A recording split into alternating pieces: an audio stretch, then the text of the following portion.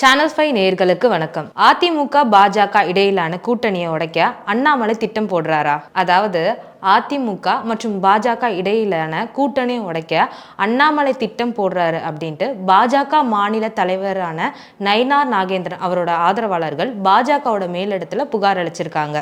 அதிமுக பாஜக கூட்டணியானது கடந்த மக்களவை தேர்தலுக்கு முன்னாடியே உடைஞ்சிருக்கு.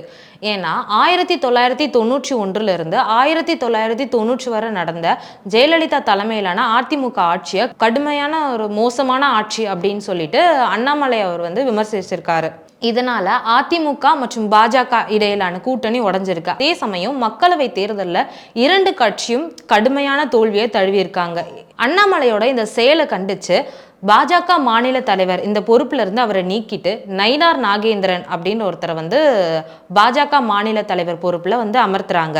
நயினார் நாகேந்திரன் அவர்கள் பாஜக மாநில தலைவர் பொறுப்புக்கு வந்த அப்புறமேட்டு மீண்டும் பாஜக அதிமுகக்கான கூட்டணி உண்டாகி இருக்கு.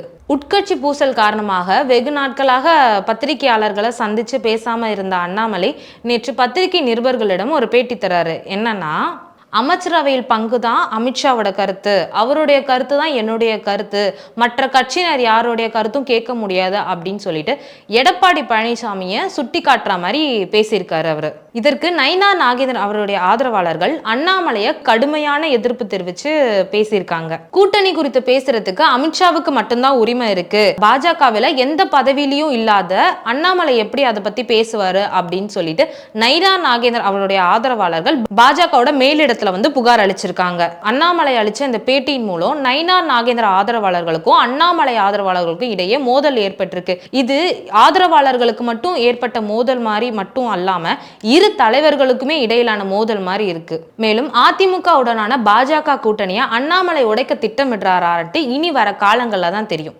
நன்றி, வணக்கம்.